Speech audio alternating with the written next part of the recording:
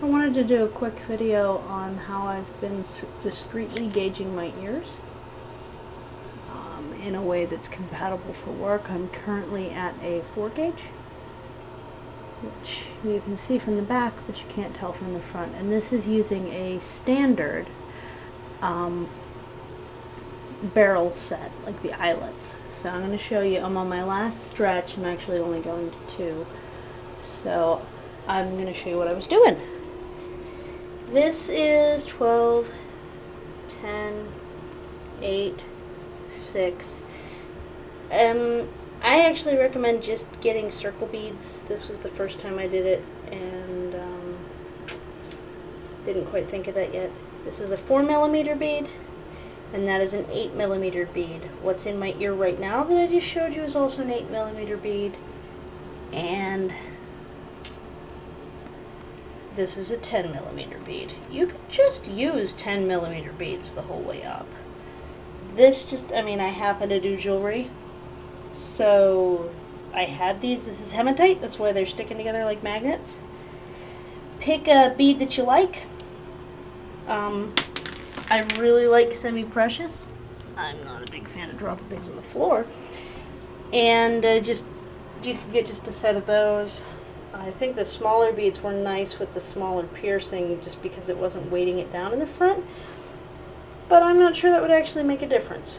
So I'm going to show you how I did this, see if I can get this. This is the set that I got.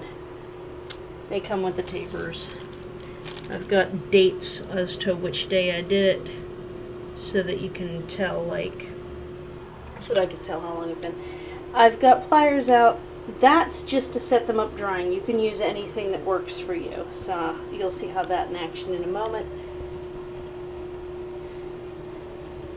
I'm going to use the E6000. Great glue.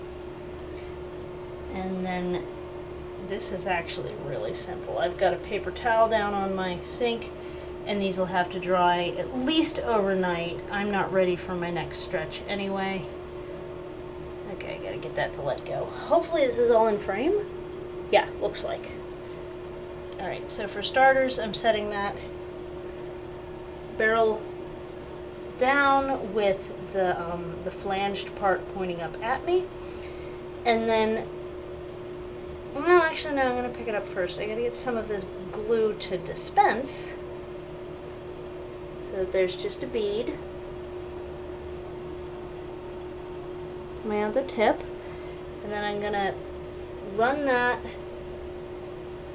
Okay, that first bit's kind of dry. There we go, that's better. I'm going to run that along the inside of this flange. Just leave it sit there. It's going to continue to dispense because it's like that. See how that is? And then I've grabbed this bead so that I've got a finger over each of the holes, so that I can line it up so the holes are going sideways. You see how you can see through it sideways, but not lengthwise, and that allows the bead to not show that there's a large hollow space inside my ear. From the front, it's just a bead. From the side, you can see through it, but you're seeing through a bead, not my ear. Alright, so this is dripping. Alright, so here's where the pliers come into play. I'm going to set this in here and then show you. That's just to hold it upright so don't knock it over tonight while it's drying. That's it. Alright, get this back in frame. Now, because this is a metal tube, it's self-dispensing and making a mess. That's why the paper towel's here. So I'm trying to get the dribble to kind of get under control.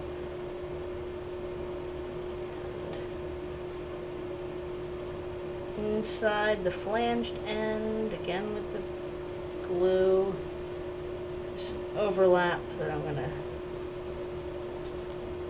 clean up a little there. And then again, you can see that there's just enough glue there.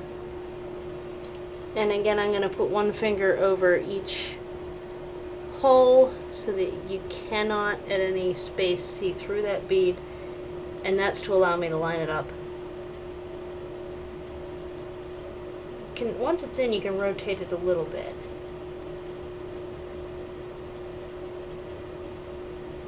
There we go. So you can see through the beads sideways, but not from the front. And I'm going to set that in the other set of pliers.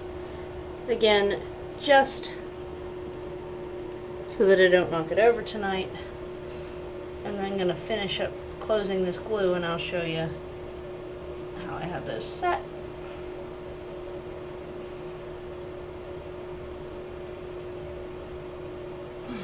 Come on, glue. Yeah, no wonder it's a little dry when I open it. And here you have, those will be ready in the morning. And the glue is just going to get put away, the paper towel get folded up and put in the trash. I'm going to put all these back in their little respective Ziploc baggies, but again, I have 4 in my ear, that's 2. And those 2 sizes of beads, or even just the 10mm bead, will get you all the way up to a 2.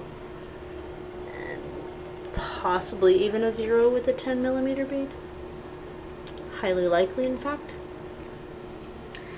So that's all good to go. Okay. The nice thing about having the matched beads too is it wasn't noticeable, even when I had 2 different sizes of beads in my ear, when I had to spend a week in between my stretches, because it's only coming with the 1 taper, or if I failed to stretch on one ear and got it right on the other, it didn't look ridiculous. I had 2 black beads in my ears. Now this it didn't work with because I hadn't thought of that yet when I did this one. But for the rest of my stretching journey, as they like to call it, everything just matched, and I could have 2 different sizes in my ears and no one was noticing. No one's noticed that I'm stretching my ears, and no one is noticing that in many cases I had 2 different sizes in, because the beads are all the same. Same color at least. And if you had them all the same size, there would be absolutely 0 difference. So, that's just a tip. Hope it helps. Bye.